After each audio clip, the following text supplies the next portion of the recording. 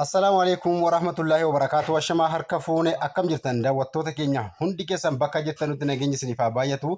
Gmail akkaawuntii bilbila irraa badee haala deeffachuu dandeessan barnoota iimeelii gaa akkasuma namoonni martinuu baruu qabu jechuudha. Viidiyoo kana keessatti iimeelii bilbila takkarraa bilbila birootti dabarsu Gmail akkaawuntii yoo bilbila irraa badee karaa sirrii ta'een bilbila haarawaa irratti haala kamiin akka deeffachuu dandeessanuun isin agarsiisaa jechuudha.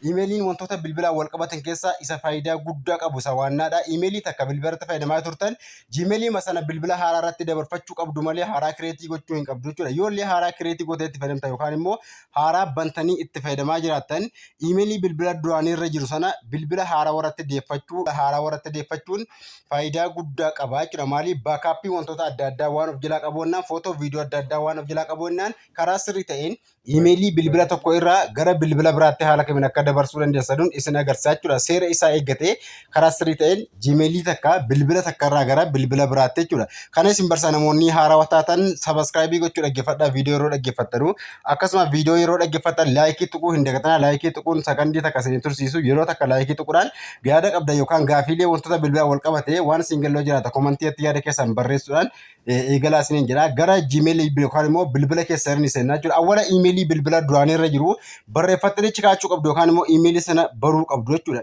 Bilbila keessan irraa eega iimeelii sana barreeffattanii yookaan immoo iimeelii sana barreeffattanii beekuu qabdu yookaan baruu qabdu jechuudha. Kan bilbila duraanii irra jiru bilbila keessan irraa eessarraa ni keessin deeftanu bilbila irraa siitingii bilbila irraa ni seentu. Kana deebisuudhaaf bilbila keessan irraa siitingii irra seentanii irraa kana ol xaa'uudhaaf account and backup bakka jedha kana irra gattu yeroo takkaaf account and backup kana irra ni seentu. Yeroo achi seentan manage account ka awwalaa tuqxu jechuudha. Manage account eega tuqxan egaa gara accountlee bilbila keessaa qabdasanii baasaa kana dhiiftanii isin ganjallaat ol xaa'uftu jechuudha. Account kana hunda dhiiftanii adda account keettanii tuqxu.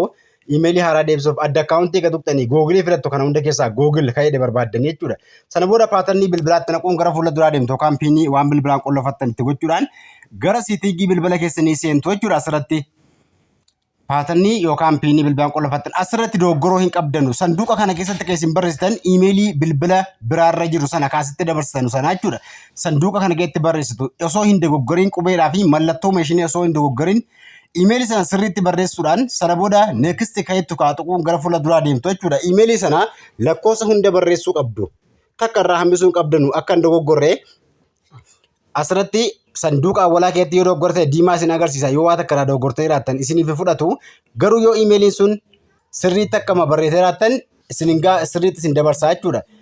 Yoo iimeelii kabi akkasuma kanneen iimeelii hin beekne immoo guyyaa biraa sana agarsiisa. Yoo iimeelii keessan hin beekne akka itti deeffatanu hamma iimeelii sana eega barreessanii paaspoortii iimeelii sanaa isin gaafata. Paaspoortii iimeelii bilbila biraarra jiru sana bilbila kaatti dabarsaa jirtan paaspoortii isin gaafata jechuudha. Paaspoortii sana sanduuqa kana keessatti naqxu jechuudha. Namoonni paaspoortii isaa hin beekne sanas viidiyoo biraa isin qopheessa. Hamma warri paaspoortii beektanu paaspoortii Gmailii sanaa keessatti galchitu jechuudha. Namoonni paaspoortii isaa hin beekne komantii jalatti viidiyoo akka isin hojjedhu barbaaddan ni hojjedhaati komantii jalatti barreessaa isiniin jedha. Viidiyoo ni barbaadnedha barreessaa komantii jalatti viidiyoo isaa isin dalagaa jechuudha. Namoonni barbaadan kan paaspoortii isaa hin beekne bilbila biraatti dabarsuu barbaaddan jechuudha. Inni deebuu ni danda'a. Kanaafuu eega paaspoortii barreessanii fixanii next ka'eetti tuquun gara fuula duraa deemtu. Asirratti next kaa tuquudhaan gara fuula duraa deemtu. Yoo barbaadda sanduuqatti raaytii kaa'uudhaan paaspoortii likkii ta'uu dhiisuu ta'uu ilaaluu dandeessu paaspoortii isaa. Eega kan hunda fixanii neekstiidhaan keessin deemtan paaspoortii iimeelii bilbila biraarra jiru sana bilbila kanatti dabarsu. Paaspoortii iimeelii waliin deemuu qaba jechuudha. Iimeeliin paaspoortii hin beekne darbuu danda'a jechuudha. Sana eega paaspoortii hidhattanii kaatanii neekistii tuquudhaan haala kanaan isin fida. Paaspoortii dhaqxanii hamma verifiikeeshin koodii isin gaafata. Ana awutoneektar appii irratti koodii si ergala. Waan kanaan dura awutoneektar appii qollofadhee qabuuf achi keessaan fida. Isin immoo yoo awutoneektar appii qabaanne lakkoofsa bilbilaa irratti isin erga yookaan immoo rikoovarii jechuudha. Rikoovarii awutoneektarii akkaataa iimeelii ani itti qollofattan akka namni biraa iimeelii keessan hin cabsine yookaan iimeelii keessan eeggachuuf isin gargaara. Awutoneektar appii akkaataa itti qollofattanu viidiyoo isin hojjedha.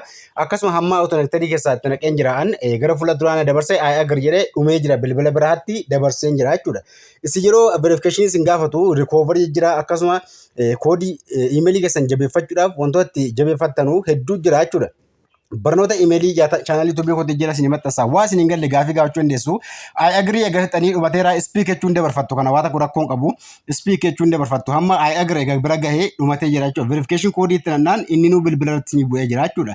Deebitanii akkaawuntii kana argachuu barbaadan seetingii bilbilaa seentanii argachuu dandeessu. Karaa sirrii ta'een Gmail akkaawuntii bilbila takkarraa badee jiru karaa sirrii ta'een bilbila biraatti dabarfachuu dandeessu. Akkasuma imeelii paaswoordii isaa hin beekne bilbila biraatti dabarsuu yoo hin beekne namoonni hin beekne jiraatan komantiitti barreessaa viidiyoo qobaasni qopheessaa ka paaspoortii isaa hin beekne haala kamiin deeffannaa akkasuma imeelii haala kamiin banannaa barnoota imeelii irraa waan isin hin galle lakkoofsa bilbilaa haala kamitti guunnaa wantoota jedhu wal qabatee barnoota imeelii irraa waan isin hin galle hojjaatu komantiitti gaafadhaa isin jedha viidiyoon kun akka namoota hedduu bira gahuuf laayikii fi sheerii gochuu hin dagatinaa gaafii bilbilaa wal qabate akkasuma waan isin hin galle hojjaatu komantiitti gaafadhaa hanga barnoota kudha taanu walitti deemnutti nagaan tura.